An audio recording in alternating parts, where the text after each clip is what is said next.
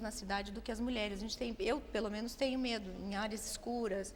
Enfim, a gente sofre violência, né? Então, existe também uma necessidade de aumento na segurança, para que a gente possa... Tá bom.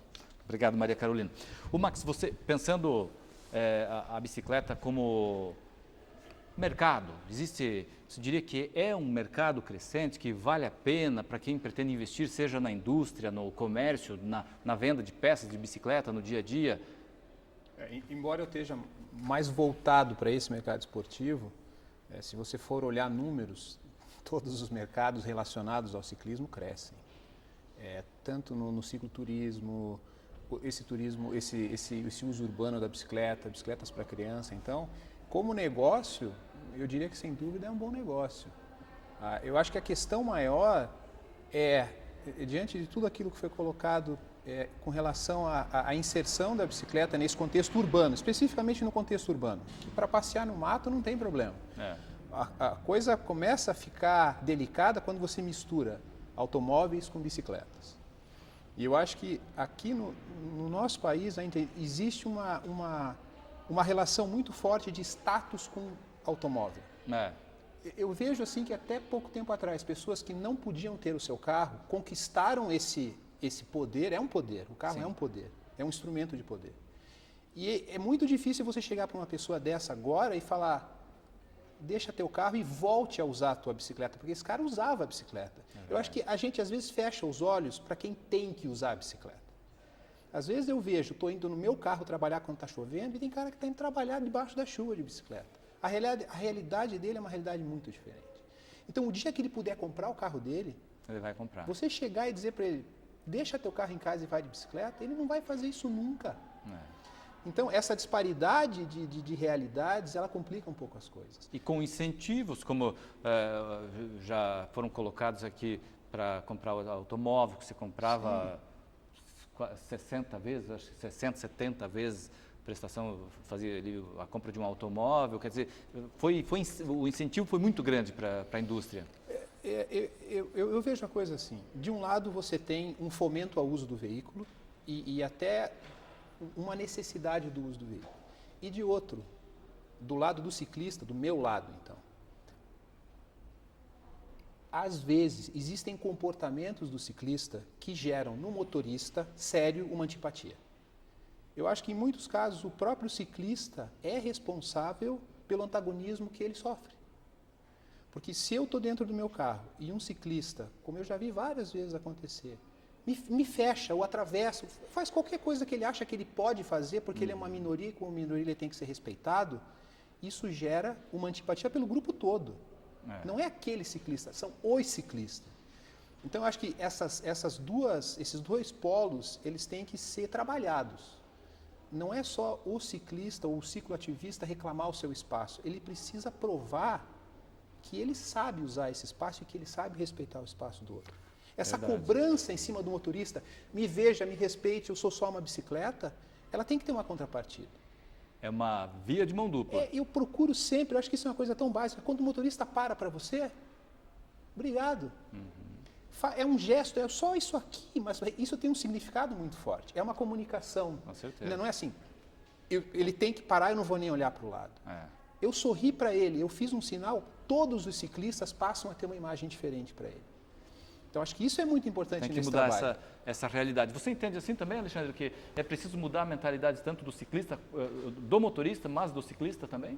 Eu concordo em partes, tá? Eu acho que ele tá certo nas colocações dele, só que também existe outro lado. Ele comentou que o carro é um instrumento de poder. E todo poder, quando não é usado da maneira correta, ele se torna um instrumento de opressão, né?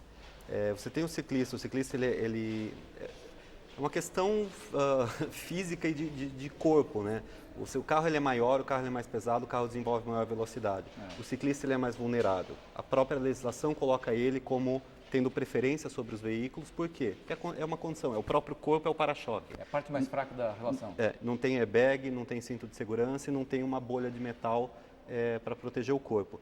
E tem um outro ponto que eu acho que é nesse ponto que eu discordo um pouquinho dele, que é o seguinte: a assimetria entre a formação de um motorista e um ciclista. Para você dirigir um carro, ao menos em tese, você tem que passar por X horas de prova técnica, de prova prática, para ter uma habilitação reconhecida pelo Estado, que vai dar o direito de você conduzir em vias públicas. O ciclista, qualquer criança que tirou a rodinha, ela está habilitada a ir para a rua e andar de bicicleta.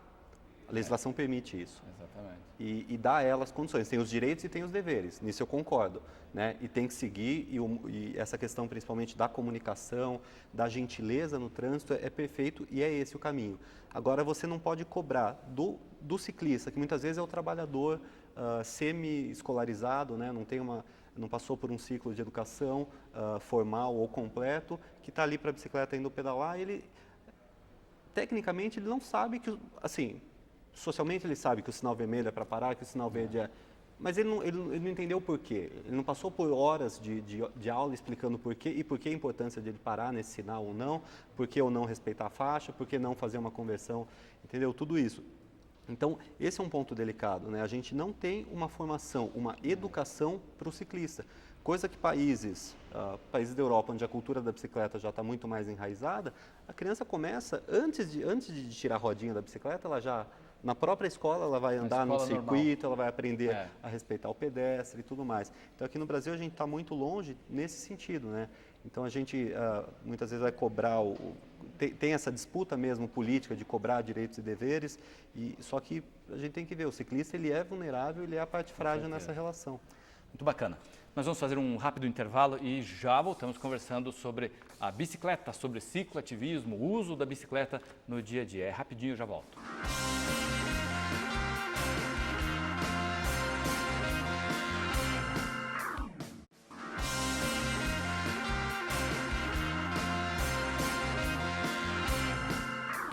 Voltamos e hoje estamos falando sobre bicicleta, o uso da bicicleta no dia a dia. Uma reportagem que saiu na Gazeta do Povo há poucos dias, que a partir do mês de agosto, as provas teóricas para emissão de carteira nacional de habilitação no Paraná devem abordar ao menos uma questão sobre ciclistas. O Detran ampliou o número de questões sobre o tema do banco de dados de 25 para 40. Ou seja, existe uma tentativa aí de fazer com que o motorista entenda que tem gente sobre duas rodas na cidade. Deixa eu falar aqui um pouquinho com a Maria Carolina. Você percebe que é preciso uma mudança, não somente de mentalidade, mas de legislação também, para proteger esse ciclista ou para, enfim, obrigar que essas pessoas que estão usando as ruas no dia a dia se entendam? Eu acho que a gente já tem lei demais. É mesmo? A gente só não usa as que existem, né? Não tem o bom senso para aplicar.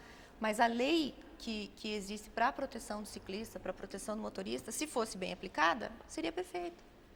Falta é bom senso. Não adianta encher de lei municipal, lei estadual, lei federal, se nenhuma delas é aplicada. Né? A gente tem um esforço, uma tentativa dos vereadores, dos deputados, dessa alteração. Mas eu não vejo necessidade de alteração, eu vejo a necessidade da aplicação do que já tem, do que já existe. A prefeitura cria diferentes possibilidades alternativas para a bicicleta, mas acaba que a falta de fiscalização não permite o uso da forma como foi planejado. Então, tudo depende da falta da aplicação da lei e não da criação de novas leis. Uma fiscalização maior em cima da legislação que já existe. A própria 7 de setembro é um exemplo disso, né? Uma via calma, a ideia, ainda que muitos ciclistas discordem, enfim, porque não deveria ser na faixa da direita, sim na faixa da esquerda, ela é uma ideia brilhante, é uma ideia bacana. Pelo novidade, menos a prefeitura está dando a ideia de que está tentando incluir o ciclista como efetivamente um usuário também do trânsito, enfim. Agora, a própria prefeitura tem que encontrar dificuldade para fiscalizar ali. Exatamente. Porque tem coisas acabam que não multando. são difíceis de fiscalizar, né? Os táxis que ficam na frente do shopping estação, é uma coisa que todo mundo sabe que acontece todo dia, dia e noite, e seria só plantar alguém ali para fiscalizar, mas isso não acontece. Não sei se por falta de vontade, não sei se para não entrar em conflito com os comerciantes, enfim, mas também existe uma necessidade de alteração nisso, na fiscalização. Você aprova a via calma? Eu gosto, né? Eu uso a via calma, eu gosto da via calma. Assim como ela falou, a gente vai criando uma coragem para andar no trânsito, né? Eu sou ciclista só há 1 ano, mas já criei uma certa habilidade. Então, eu acho que até me arrisco demais no uso da via calma. Eu não acho que ela seja segura. Já levou uns tombos pela cidade ou não? Não. Não? Então eu você sou- já sou aprendeu a andar de cuidadosa. bicicleta. Você aprova a via calma, Alexandre? Você... Eu aprovo como conceito, tá? Como Você, conceito. você acalmar a via, o que é? Se você reduz a velocidade máxima dos veículos a 30 km por hora, a chance que um ciclista ou um pedestre morra, no caso de colisão, ela cai drasticamente. 40 km por hora, a chance já amplia para 60%. Sim. E é exponencial. Então você acalma, esse é o conceito. É você tornar o espaço um espaço harmônico.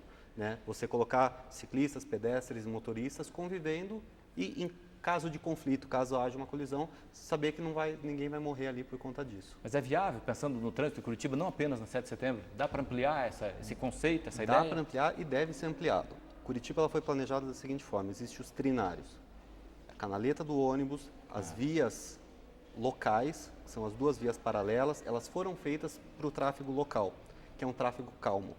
Né? A própria legislação de trânsito prevê isso, que é 30 km por hora em vias locais. Isso. E daí, para o motorista que está com pressa, que quer chegar cedo, e para você escoar o trânsito nos dois sentidos, você tem os binários. São duas vias de tráfego rápido paralelas a esse sistema. Então, assim, a cidade está projetada para isso. O que precisa é a aplicação e o uso correto desse sistema para qual ele foi concebido.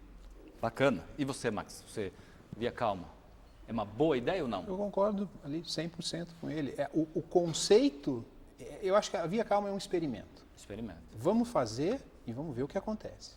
E eu acho que ela deve, o projeto deve ser replicar isso e espalhar pela cidade, talvez não da mesma maneira, mas buscando a mesma solução, essa convivência entre pedestres, ciclistas e bicicletas, sendo que ninguém sai perdendo. O motorista, a gente estava conversando antes do programa, o motorista tem que se acalmar um pouco. O motorista que trafega por ali, ele vai ter que se acalmar um pouco. Eu acho que aí entra uma questão de abrir mão de. Sempre nessas horas alguém tem que abrir mão de alguma Quer coisa. dizer, se eu quero chegar mais rápido, eu não vou por aquela via, eu tenho que ir por uma outra. E então, eu acho que, porque em ali é última calma. análise, Ali tem... o próprio motorista vai se beneficiar disso, porque o nível de estresse vai cair muito. Você não está mais naquela... O cara do teu lado tentando colocar o carro na frente. Você sabe que se você entrar ali, todos vão estar sintonizados com aquela mentalidade de, bom, se eu estou aqui é 30 por hora, então deixa fluir. Se o ciclista atravessar a minha frente, eu posso parar a tempo. Ele vai... Eu acho que isso... Talvez não agora, mas a médio e longo prazo, isso traz um benefício, humaniza a cidade, essa é a questão. Né? Quem não quer, vai no outro caminho, vai na via rápida. Viver a cidade, como falou a Yasmin, né? Quem não quer na 7, vai na Visconde. E aí eu acho também, é aquela coisa do ciclista. O ciclista, ele deve dar preferência aos locais onde ele é acolhido. Se ele for se meter na Visconde, ele está fazendo uma escolha inapropriada, eu acho, diante da via calma na 7. Bacana. Você aprova também a via calma, Yasmin? Já circulou por ali ou não? Eu circulo pouco por aquela região, estou esperando sair o Manajongo Alberto, que é o trajeto que eu uso mais frequentemente. Mas eu concordo com o Alexandre em relação ao conceito e mais pela velocidade, porque uma cidade ideal não é aquela que vai separar, aqui é o ciclista, aqui é o pedestre, aqui é o carro, aqui é o ônibus. Eu acho que o ideal é mesmo universalizar e a velocidade é a principal ferramenta para isso. Você Facilitar a convivência. Facilitar a convivência baixando a velocidade, principalmente nos centros e onde tem grande circulação de pedestres. Mas por isso, assim, porque daí você entra naquela questão, o que vem antes, o ovo ou a galinha? Vem a estrutura, a lei que vai punir quem não cumprir com o que foi falado, ou o bom senso, né? Então, a ideia de baixar a velocidade é para, você não teve bom senso de respeitar quem aqui circulava, então a gente vai ter que te punir baixando a tua velocidade. Ou não foi suficiente só baixar a velocidade, como está acontecendo agora, que muitos motoristas ainda não estão também respeitando a via de preferência ao ciclista. Então, os ciclistas comentam, não deveria ser uma via de preferência, deveria ser exclusiva. Aí, no caso, fazer uma ciclofaixa ali. Mas aí você entra naquela ideia de limitar. Então, se o ciclista não está andando na ciclofaixa, eu posso desrespeitar ele. Fica nessa controvérsia. Então, acho que o principal mesmo é o bom senso, é o respeito, e é trazer assim as pessoas para perto e a convivência. Melhorar a convivência. E tem que melhorar essa convivência, porque não é muito fácil, né?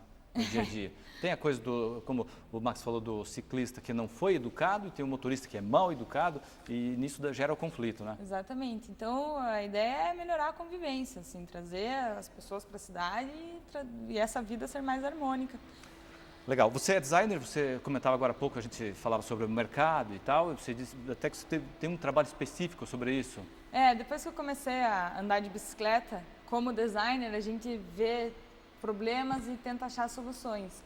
E um dos problemas foi, né, bem o que a gente comentou, que não tem um espaço dentro das empresas, dos estabelecimentos, que preparado para receber o ciclista. Então, junto com os sócios, eu abri uma empresa que prepara os estabelecimentos. A gente já fez alguns bicicletários na cidade, como o do Pátio Batel, do Mercado Municipal, que é para preparar. Então você pensa, tem que ter um vestiário, tem que ter um banheiro, tem que ter umas ferramentas, um espaço com segurança para o ciclista estar estacionando e mais, né? Colocar a questão do design mesmo, que agrega aquela questão do conforto e até status, assim, porque hoje você vê o carro como um símbolo de status. Então, colocar a bicicleta e o espaço da bicicleta com mais atratividade para os olhos e chamando atenção em relação ao resto dos estacionamentos, a gente vê como um método de incentivar o uso da bicicleta. Mas essa coisa do carro que gera status, ou enfim, te coloca numa situação, digamos, de superioridade em relação aos demais, o que na verdade é uma grande bobagem, mas por outro lado, se você vê um colega teu, e isso já aconteceu comigo mesmo, chegando, pedalando de bicicleta, ele vai para casa e volta, enfim, de bicicleta, o cara é saudável e tal. Tem essa visão também, não é? Tá mudando o conceito, sujeito que é saudável, né? ele pedala todo dia e tal. Se você pega a indústria do automóvel, há 60 anos ela não vende automóvel, ela vende poder, um homem mais valente, uma mulher mais bonita e uma porrada de acessórios, né? Sim. Porque a pesquisa em como que a gente vai melhorar a maçaneta, como que a gente vai tornar o carro mais confortável. Eles investem bilhões por ano nisso. Então, a indústria tem feito com que o veículo, o carro, deixe de ser só um meio de transporte, sim, um meio de poder. Poder, ou enfim, eu me